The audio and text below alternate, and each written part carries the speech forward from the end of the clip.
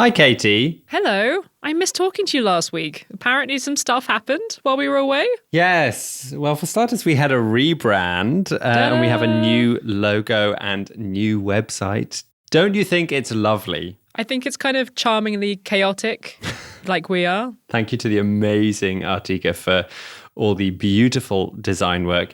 But I think what you're actually referring to is that there were elections in the 27 countries of the European Union that we haven't talked about yet. Mm-hmm. So we've got a ridiculous amount of stuff to unpack this week, including pretty big news from where you are, Katy. France has had quite the post-European elections roller coaster. Oh my God. It feels like approximately 10 years worth of political drama has happened in the past week, which has included the leader of one of the main political parties locking himself in party headquarters.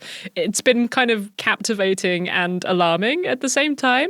But yeah, you'll all have heard the news by now that Emmanuel Macron has decided to call a snap parliamentary election here in France for the end of next week, as the result of the far right doing very well in the European elections. So here, at least, the consequences of the European elections are being very much felt domestically. Basically, Macron has taken a huge gamble and said to the French people, you know, you guys keep voting in ever-increasing numbers for the far right. Do you actually want them to govern? Let's vote on it. And even though a very large number of French people would like to see Marine Le Pen's party in power, Macron is betting on a larger number being terrified by that prospect and turning out en masse to block it. J'ai décidé de vous redonner le choix de notre avenir parlementaire par le vote. It seems like quite a risky move. Do you think there's any chance he's going to succeed with this gamble? I honestly don't know. You know, we do use a different electoral system for parliamentary elections than the proportional system that ended up giving so many seats to Marine Le Pen in the European elections just now. So it will be harder for her to win seats in the national parliament. But her party, the Rassemblement National, you know, they're currently polling at about 35%, which is higher as a bloc than either the left or Macron's Liberals. Having said that, one thing that has happened in recent days that no one thought would happen is that the left seems to have got its act together and made an agreement to unite for these elections so that each constituency will only have a single candidate from a kind of vaguely leftist party like the Socialists or the Greens or the La France Insoumise, which is kind of further to the left. And there is some tentative talk from the pollsters that the left could actually put up a decent challenge to the far right as a united front. There were also big street demos across France over the weekend calling for people to block the far right. But yeah, we'll have to see. I mean, a day is a very long time in French politics at the moment. So there's time for about a gazillion years worth of more politics before the elections the weekend after next. It would be quite ironic if this election, which all the reporting so far has been about the far right, led to the most left-wing parliament in recent French history. You know what? It's all to play for. It's extraordinary how big a shockwave these European election results have been in France, because where I am in the Netherlands, I think most people have forgotten that there was even an election less than 2 weeks ago. Oh, really? There's just too much other stuff going on. And I guess that just goes to show that whilst these elections take place across the entire continent, the different national effects and the national trends are so different and nuanced from country to country. And that's something we want to dig into a little this week, along with trying to look forward and figure out what happens next as a result of these elections. And we're going to be doing that with one of the sharpest observers of EU politics, a returning guest who we've been hoping to have back on the show for ages, Alberto Alemmano, roaming European and professor of EU law at HEC in Paris. So this is kind of a bumper elections episode. We are going to be mostly staying focused on that today. However, we got some feedback by none other than Dominic's dad, which is apparently, Dominic, your dad is sad that we haven't done Good Week, Bad Week for a while. Sorry, Dominic's dad. He is. So here, at the personal request of Dominic's dad, it is an election special edition of Good Week, Bad Week. Good Week, Bad Week. Good election, bad election. Briefly, Dominic, who has had a good week in these elections? Well, following on from the European elections, there are lots of people I could have given good week to, but the person I've chosen is the Prime Minister of Italy, Giorgia Meloni, because she seems to have had a particularly good election. Her radical right party, Brothers of Italy, which I should remind you has neo-fascist roots, topped the Italian European elections with almost 29% of the vote. Still under a third of the voters who turned up in Italy. I don't want to overstate her popularity. And the Italian Social Democrats actually also had a relatively good week. They came in second, and some are describing it as maybe a mini revival on the cards for the Italian Social Democrats, and could be a sign that there could be a pan-European revival for traditionally socially democratic parties on the cards. Yeah, the socialists here in France also did not terribly for the first time in a really long time. That news has been kind of missed under the bombshell of the elections. But it does seem like it maybe could be a thing. But in Italy, even if that did happen, Meloni was the big winner, right? Yes, and she actually stood herself as the lead candidate for her party in these European elections. A decision that was kind of just for show because she is, of course, not going to be sitting as a member of the European Parliament.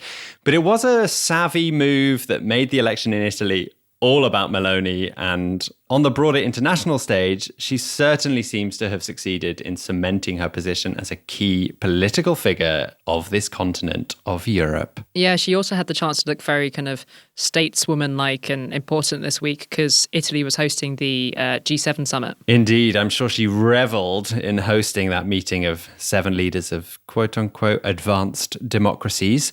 But it wasn't all good week for Meloni at G7. There were some pretty chaotic and embarrassing stories coming out of the actual organization of the summit. Did you see the photos from the disgusting boat that thousands of security staff working for the summit were housed on? No, I haven't seen this. What's this boat story? It looked really rancid. There were not enough cabins, apparently. There were photos of overflowing toilets. It was really quite disgusting. Oh, no. But those embarrassments aside, she seemed to continue successfully walking this tightrope between being a populist far-right leader whilst presenting herself on some key geopolitical issues as mainstream-ish and aligning with her non-far-right G7 allies.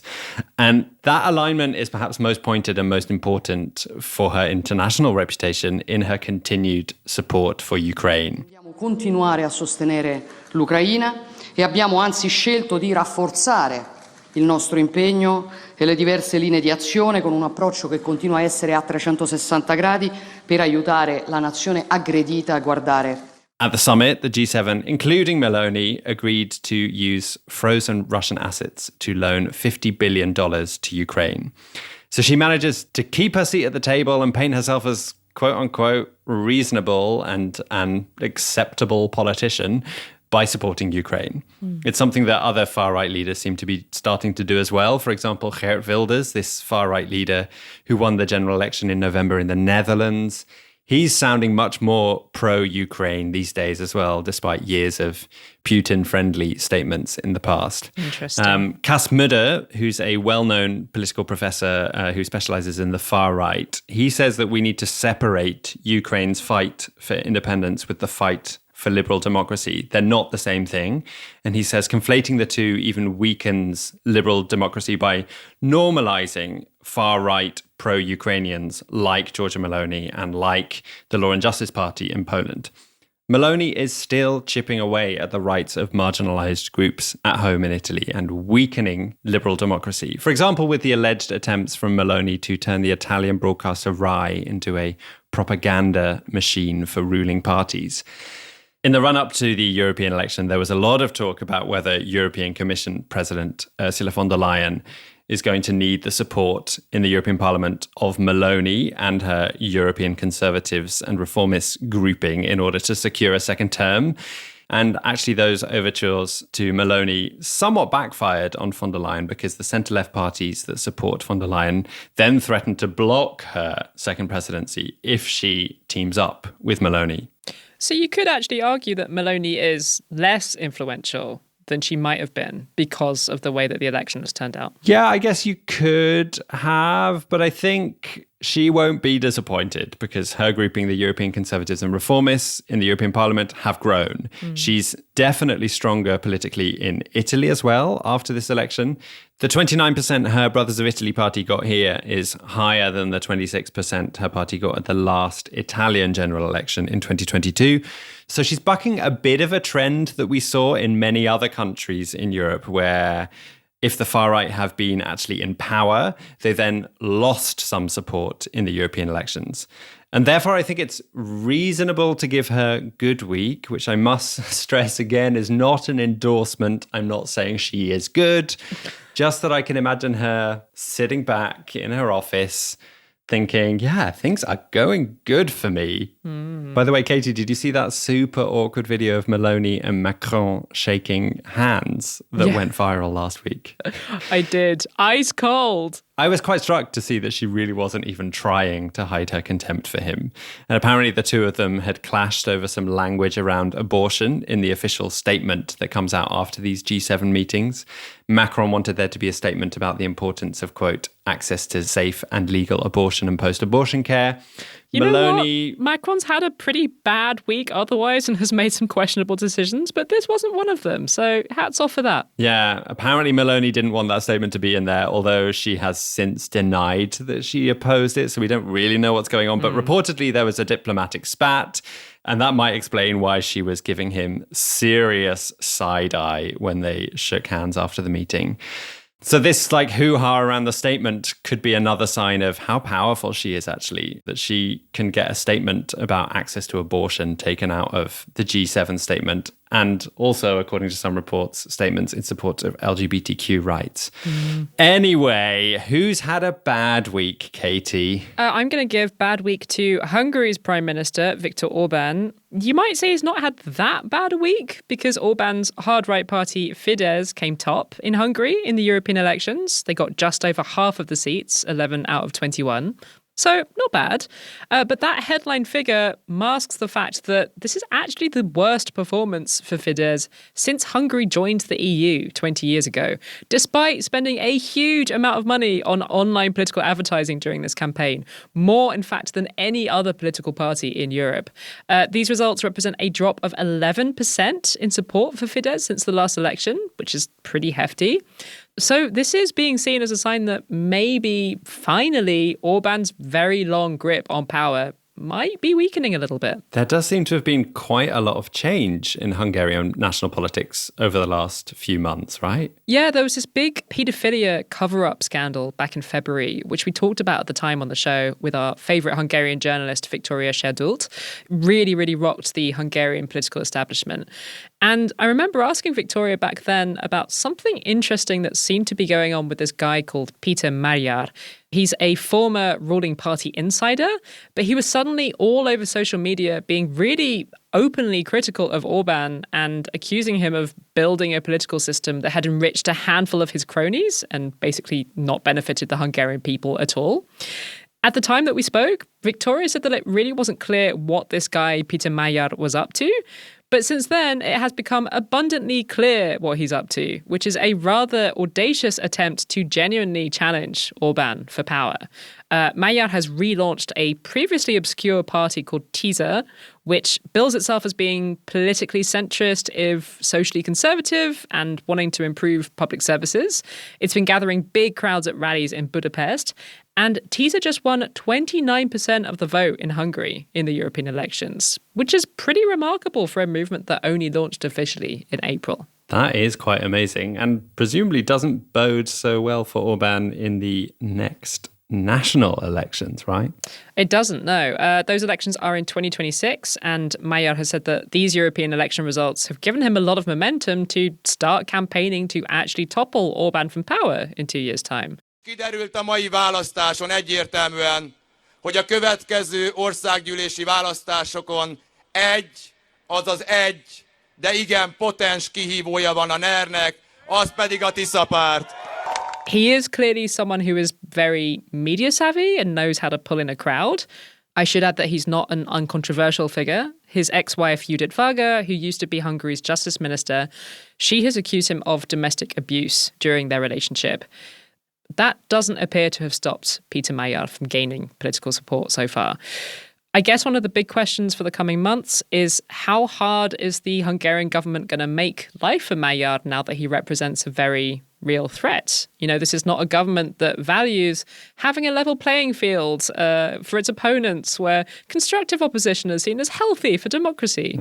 So we'll have to see. I saw that it's also been a bad week for Orbán because hasn't he been fined over Hungary's treatment of asylum seekers? Yeah, so right off the back of these election results, the European Court of Justice, which is the top court in the EU, just a few days later, landed Orbán's government with a huge fine, 200 million euros, over its treatment of asylum seekers. The court called it an exceptionally serious breach of EU law. And there's also an additional fine of 1 million euros a day for every day that Hungary doesn't change its policies. And this money is just going to be automatically taken off Hungary's EU budget. So it's really bad news compounding bad news for Orbán this week. We all know that the Hungarian government is deeply unfriendly to migrants, but what specifically did the court say was illegal? So this actually goes back to a ruling from 4 years ago by the same court that found that Hungary was making it virtually impossible to apply for asylum in the country. They were keeping migrants in quote-unquote transit zones that were basically detention camps. And they were also pushing back asylum seekers who had entered Hungary into this no man's land on the border of Serbia. At the time of that ruling back in 2020, Hungary was told, you need to stop restricting migrants' access to asylum processes. People need to be able to ask for asylum in any EU country they arrive in, and they need to be allowed to stay while their applications are processed. And it was found this week that they have, in fact, continued to restrict access to the proper processes, hence this big fat fine, which I think is very good news for the rest of us and a sign that the European Court is doing its job properly. You know, like countries like Hungary that just refuse to follow the laws that we share can't expect to just keep taking EU money. So yeah, a doubly bad week for Orbán. None of this podcasting that we do would be possible without the support of our wonderful supporters on a website called patreon.com. People donate a few euros or a bit more than a few euros, if they can, each month, and that helps us cover the costs of this podcast. If you think that what we do is important or frankly, simply enjoyable, then please consider donating at patreon.com/Europeans podcast. We have some lovely new supporters to thank this week. They are Pia, Meredith, Liv, Hannah, Mariamne, and Jenny. Thank you all so much.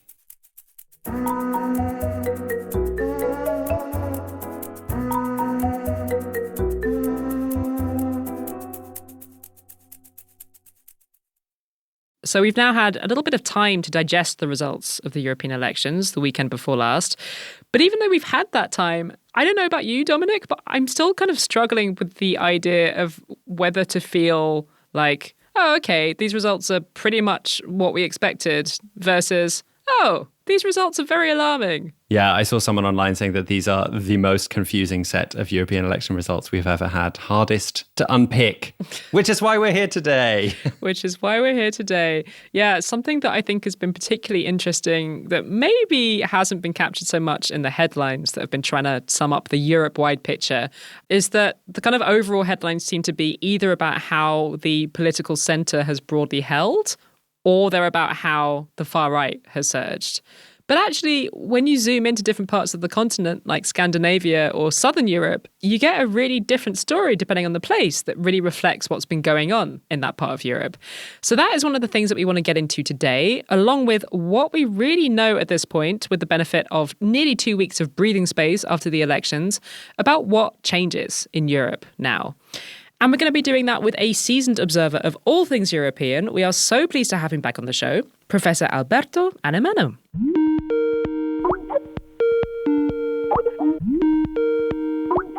Hi, Alberto. Thanks for joining us today. Hi, guys. So good to see you after so long. Yeah. You ventured into the Brussels bubble just for us. We feel very grateful. Correct. Under the rain. Oh, welcome to Brussels. We're speaking to you on Tuesday afternoon. For a while yesterday, it felt like there was a pretty broad consensus forming around who should be given the four most powerful jobs in the EU, with Ursula von der Leyen hoping to get her second term as president. That consensus seemed to fizzle overnight. What's with the hold-up? Yes, I think I still need to digest yesterday informal dinners because we had this pre-baked deal in the wake of the European Parliament election. European leaders saying, we're going to try to make sense of these 200 million votes that actually took place and translate this into a selection of leaders, of key leaders who are going to be running the European Union in the coming 5 years. And the three largest political families in terms of votes received, the usual one, those who have been running Europe over the past 25 years, they decided to basically split the so-called top jobs among them. So basically that meant that the European Popular Party would get the Commission presidency, von der Leyen basically getting a second mandate, the Socialists and Democrats getting the European Council presidency, the job that Charles Michel had, would go to the former Prime Minister of Portugal, Antonio Costa, and the Liberals would get the High Representative for Common Foreign and Security Policy, and that would be the Estonian Prime Minister, Kaja Kallas. And finally, the EPP yesterday said, well, this is not enough. We want to have more.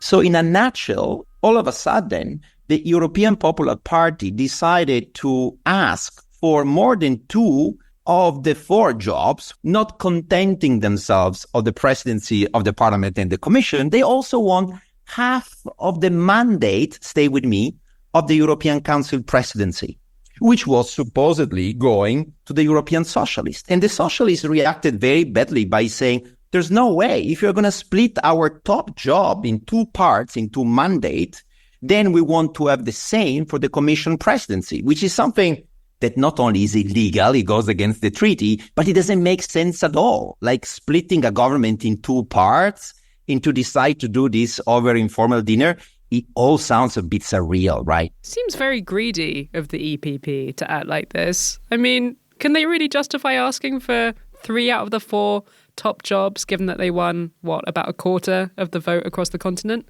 We all got a sense that they got carried away a little bit as a result of these elections. They were not supposed to do so well.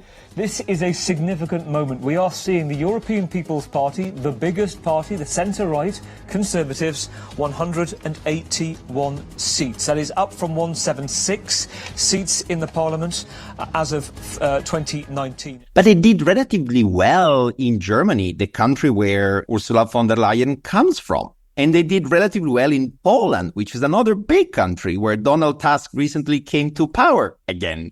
So all of this pushed the EPP to be greedy, as you said, to be demanding, and also neglecting the fact, which is a new development, that the 4th largest group in the European Parliament is Giorgia Meloni European Conservatives.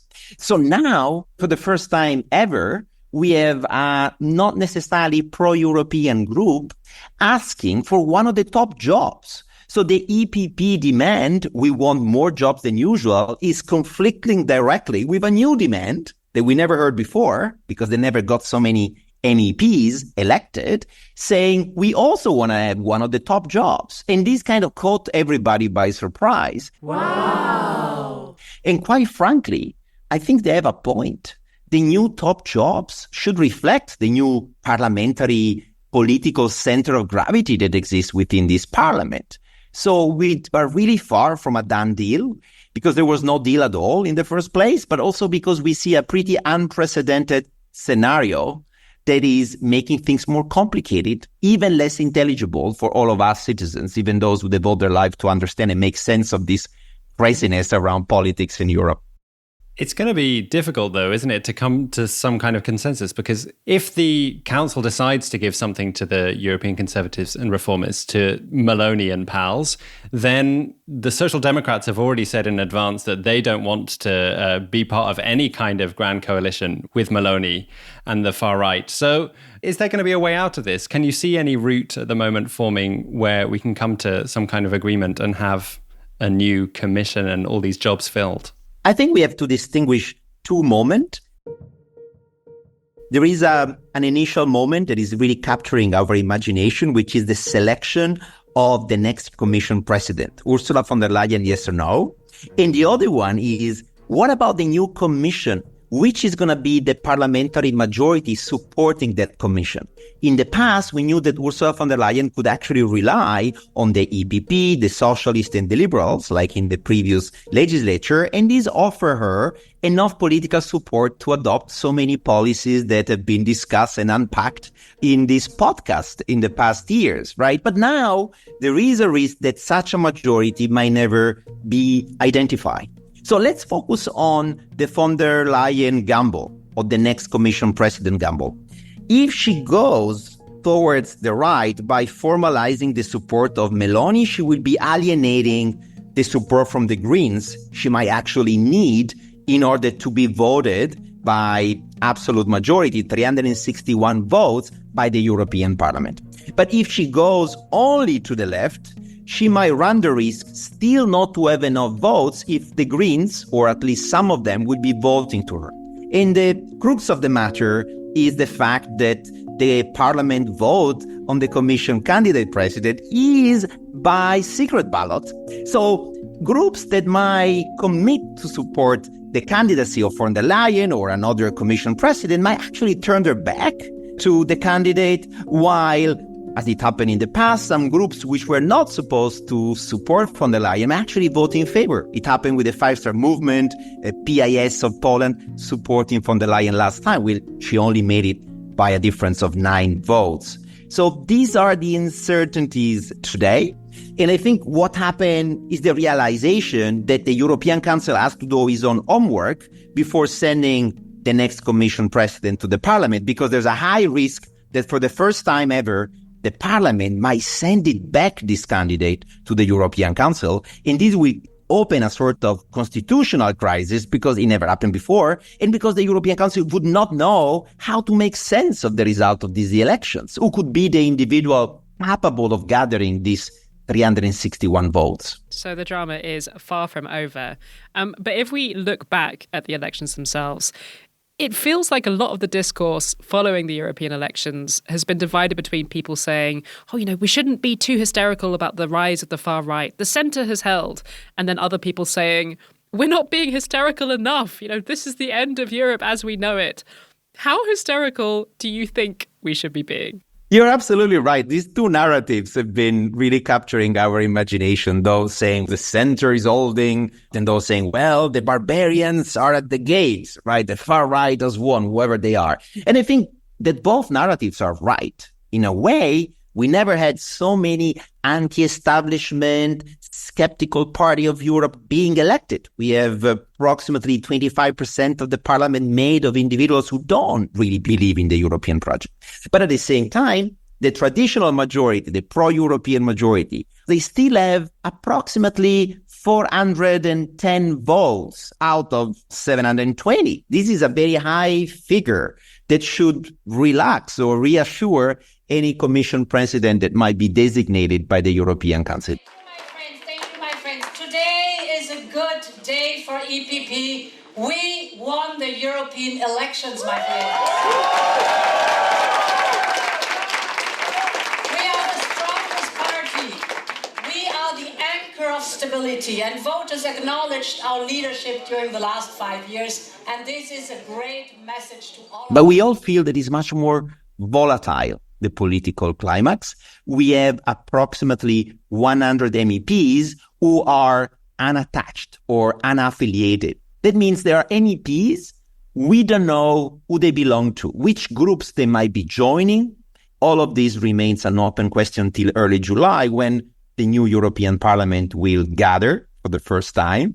And a lot of trade-offs or trading are going to be occurring, because some groups, like the ECR of Giorgia Meloni, might be very much interested in acquiring some of the groups. So this will be a very important moment of truth in the realignment of the different political groups that are emerging. But the bottom line, which I think is something that has to be highlighted, that is, most of the national parties today are not telling us in the ballot box which is the European political party they intend to join or they belong to.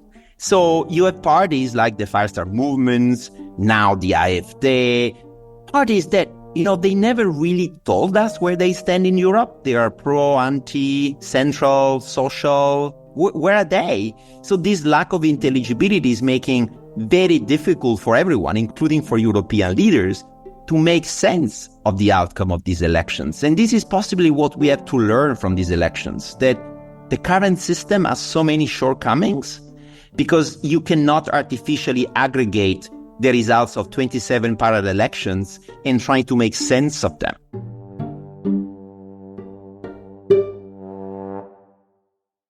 With that in mind, when we zoom in on different parts of Europe and look at how the election results played out, you can actually see different things happening. In most of Southern Europe, the mainstream parties actually did really well. Meloni was the only far-right leader to do really well in Southern Europe. And if you look at Poland, for example, the Liberals did very well. It's the first time Law and Justice haven't topped an election in a decade. In much of Northern Europe, the left actually did quite well, and places where the far right have already been in power, some of those far right parties actually had a bit of a backlash against them in these elections. So you can't look at the elections and say that this one thing happened, this one trend is the trend. Yes, I think the European elections took place in very different political contexts. I really think that the reason why the parties on the anti-establishment side, the far right, like in Sweden or in Finland, didn't go well is exactly because of that. They already got exposed to power. So they partly had to adjust and reduce their radicality. As soon as some of those parties get closer to power because they're directly, like in Italy or in Croatia, governing, or indirectly supporting those governments coming into the system, they change. And we got a sense of this in the calculus that I think President Macron made and saying, well, since this is what happened in the Nordics, this is what happened in Spain, where Vox has been governing locally and did very, very bad to the point of almost disappearing in the last national elections, this is going to work in France too.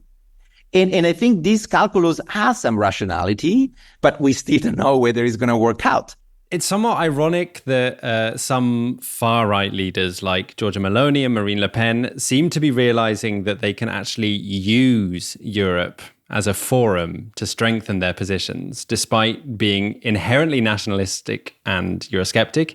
Is there a real risk that in doing that, they could become the European establishment? I don't think we are there yet, in the sense that these elections have shown that these parties can do very well at the national level, but they don't necessarily very well at the aggregate level, because if they do well in one country, they might not necessarily do well in another one, because the glue existing among them is very much based on values, but is not based on economics or foreign policy, where they are very much split, right? Think about Russia. Their position is very different between Brothers of Italy or the AfD, right? So they are so disunited that they are not necessarily capable of hijacking or redirecting the European project. However, at the same time, by gaining political influence, not necessarily political power, they are already changing the conversation. They are already expanding the boundaries, what political scientists call the Overton window. What is possibly correct to say? And they already did so on migration, partly on defense. Those issues have become mainstream because of their presence. And so politicians seem to be out to grab right-wing votes with what is far from France's first immigration law.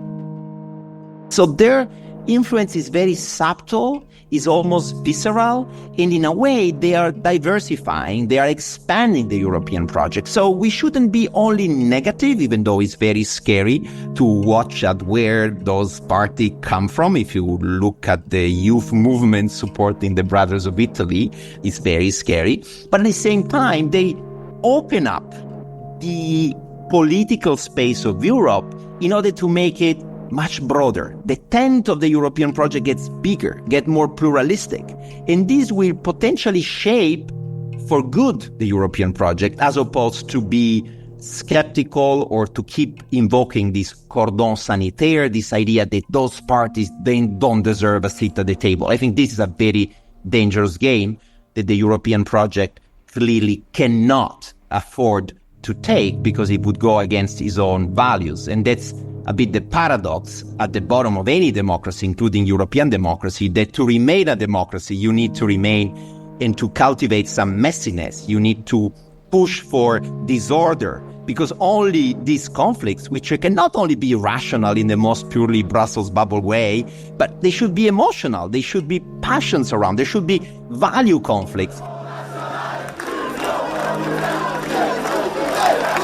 Because without them, democracy will simply exhaust its force. So I'm not too pessimistic on this ability of turning into positive forces dynamics of power and political preference that seem so disruptive of the system. Some of this disruption perhaps might be good in the long term. It's quite an optimistic take. I haven't heard it put like this before, Alberto. If you take a longer term, then it's going to be easier. If you take the long term, I think we could make sense of some of those transformations which might be needed.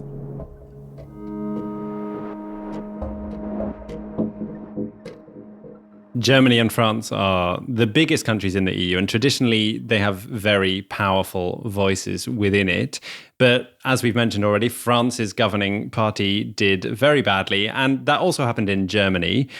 Can we therefore expect smaller countries to maybe get more of a say over the direction of the EU over the next few years due to this drubbing of the powerful parties in Germany and France? Let me say, Dominic, hopefully so. It is about time that the Franco-German monopoly on the European project gets challenged, and is about time for new voices coming from Central European countries and the South and the West to actually, shape this European project, which cannot be only the toy that France and Germany are somehow shaping.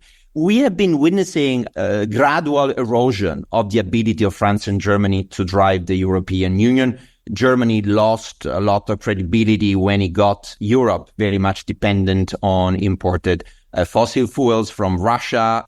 France also hasn't necessarily played all its cards, because Europe for France is basically France Plus, is about transforming France into something bigger. And these two visions have been important historically, but they cannot do justice to the diversity we have in Europe, all the more so as we have many candidate countries who have been waiting in line, like the Western Balkans, for over 20 years. And there is so much fatigue, to the point that when you spend time in those regions, they really ask us whether they need the European project to be happy.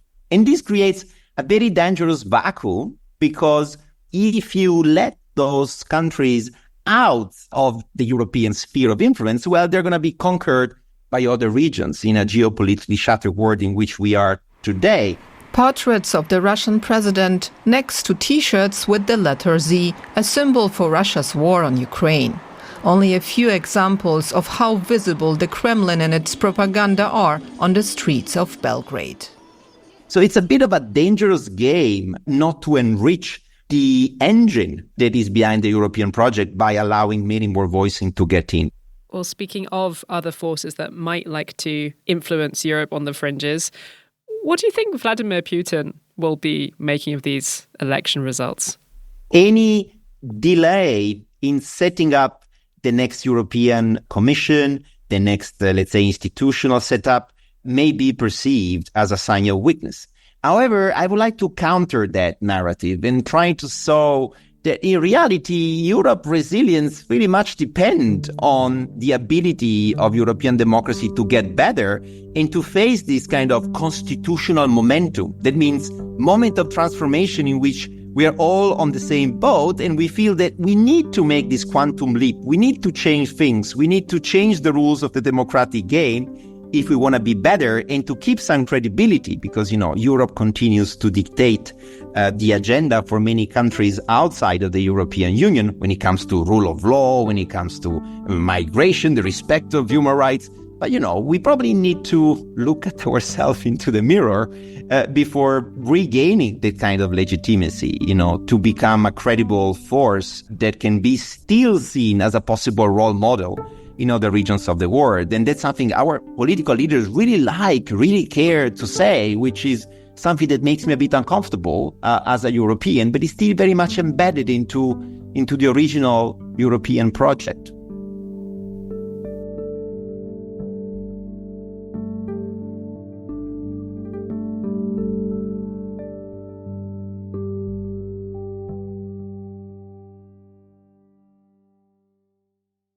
It's always good to speak to Alberto because he never says exactly what I think he's going to say. He doesn't follow the kind of the groupthink on how they're responding to the election. And I find that strangely calming to hear a different set of opinions, like not just the doom and gloom about the situation we find ourselves in right now with what some people think is like the beginning of European democracy crumbling. I think Alberto, I don't want to put words in his mouth, but I think he thinks the system isn't working so well already, right? So that maybe that's just gives you a completely different perspective. A breath of fresh air. I'm really glad that he could come on the show this week. Alberto is one of the best people to follow on Twitter if you still happen to be on that website and want to be up to date constantly with what's happening in EU politics. He is there at Alemmano EU.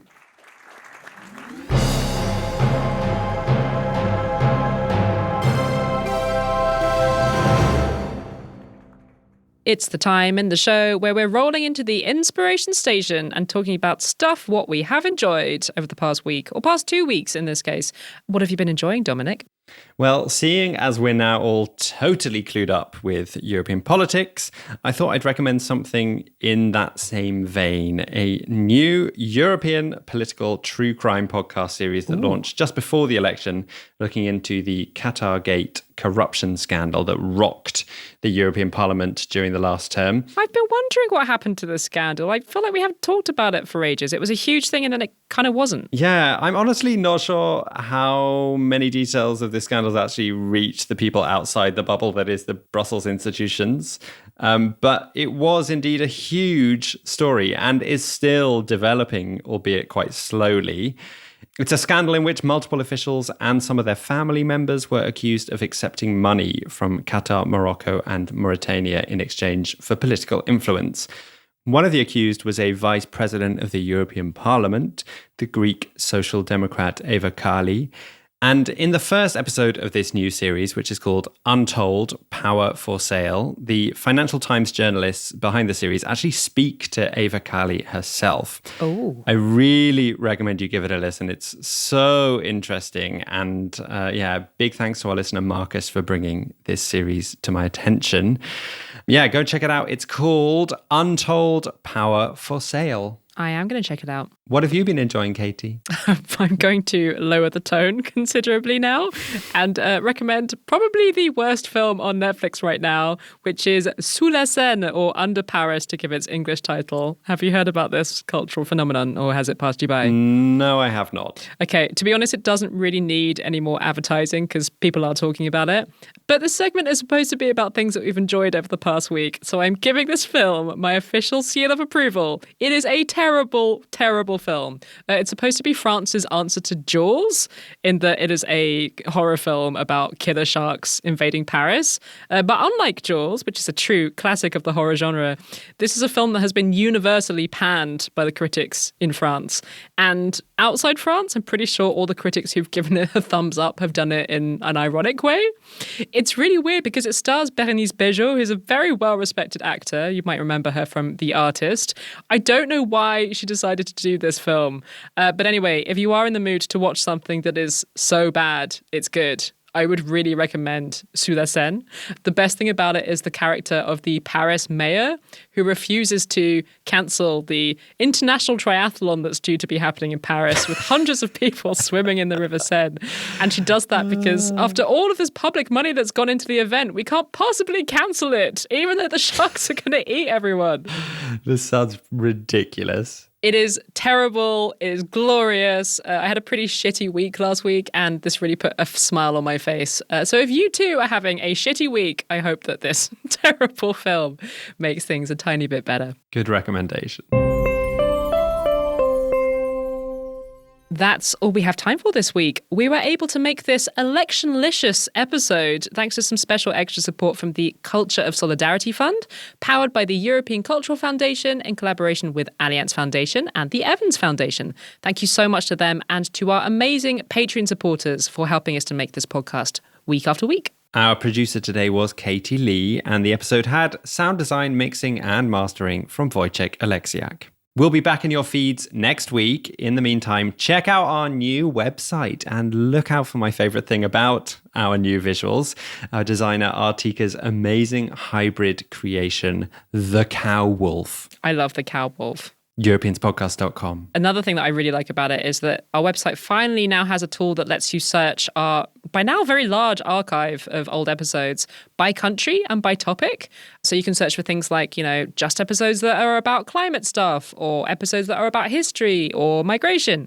It's a very pleasing feature. And if there's anything that doesn't work, then tell us, because obviously it's a new website and sometimes things go wrong. We'd love your feedback, positive and negative. It's all change around here and in Europe in general. Very exciting times. We'll be back next week with more European miscellanea. Bye for now. Arrivederci.